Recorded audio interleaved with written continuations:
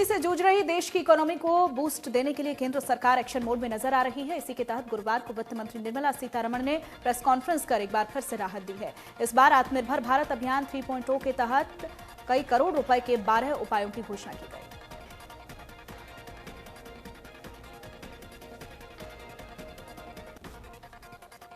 आत्मनिर्भर भारत रोजगार योजना के तहत सरकार ने एक अहम फैसला लिया है। सरकार इससे जुड़े कर्मचारियों की ईपीएफओ से जोड़ेगी और ऐसे कर्मचारी जो पहले पीएफ के लिए रजिस्टर्ड नहीं थे, उनकी तनख्वाह 15,000 से कम है, उनको इस योजना का लाभ मिलेगा।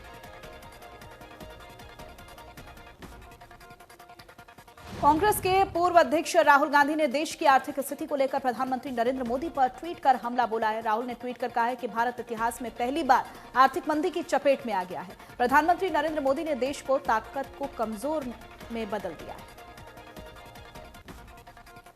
बिहार में एक बार फिर से नीतीश कुमार ही मुख्यमंत्री बनने जा रहे हैं। अब नीतीश कुमार दिवाली के बाद एक बार फिर से मुख्यमंत्री पद की शपथ लेंगे। सूत्रों की माने तो 16 नवंबर को शपथ ग्रहण समारोह हो सकता है।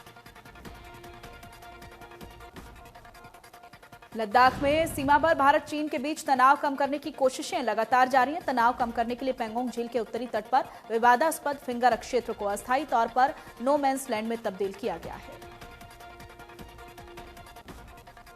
हरियाणा बीजेपी संगठन में जल्द ही बदलाव देखने को मिलने वाला है। हरियाणा बीजेपी को जल्द नए संगठन मंत्री मिलेंगे। मौजूदा संगठन मंत्री सुरेश भट्ट का जाना तय है। अगले सप्ताह संगठन मंत्री सुरेश भट्ट की विदाई हो जाएगी।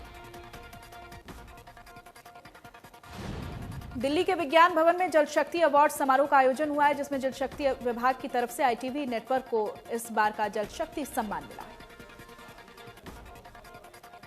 फरीदाबाद की बहुत चर्चित निकिता हत्याकांड मामले में अब सुनवाई फास्ट ट्रैक कोर्ट में होगी। निकिता हत्याकांड की सुनवाई को फास्ट ट्रैक कोर्ट में मंजूरी मिल गई है, जहां रोज सुनवाई।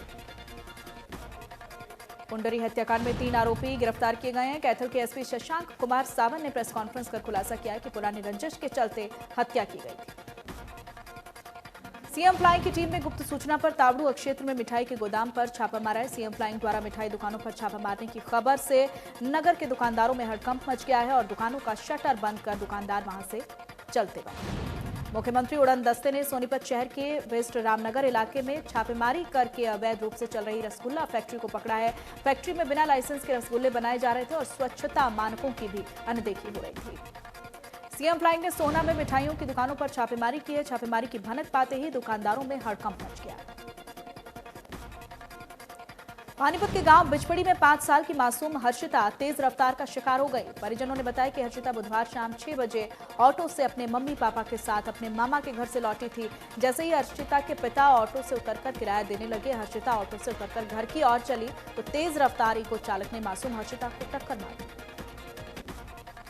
करनाल में हुए 2 अलग अलग सड़क हादसों में 2 युवकों की मौत हो गई है। एक हादसा नरुखेड़ी के पास हुआ है, जबकि दूसरा हादसा कर्णेश्वर मंदिर के पास हुआ है। दीपावली त्योहार से पहले बाजार में रौनक बढ़ गई है। फरीदाबाद के बाजारों में दीपावली की खरीदारी को लेकर दुकानें सज गई हैं। खरीदारी करने के लिए ग्राहकों का पहुंचना भी शुरू हो गया।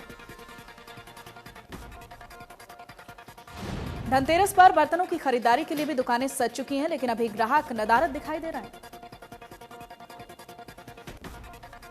पलवल जिला प्रशासन ने रेड क्रॉस सोसाइटी ने पटाखों की बजाय हरित दीपावली मनाने के उद्देश्य से जागरूकता सेमिनार का आयोजन किया है।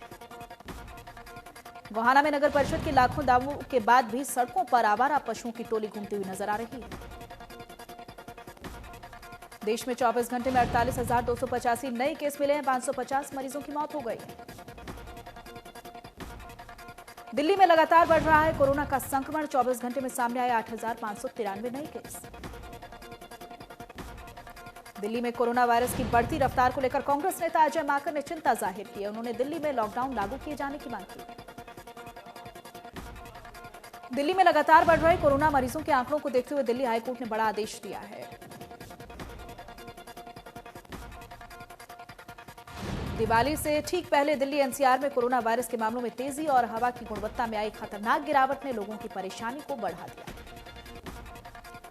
फरीदाबाद में लगातार बढ़ते प्रदूषण की वजह से लोगों को खासी परेशानी सामने आ रही है। फरीदाबाद के एयर क्वालिटी इंडेक्स में लगातार बढ़ोतरी हो रही है।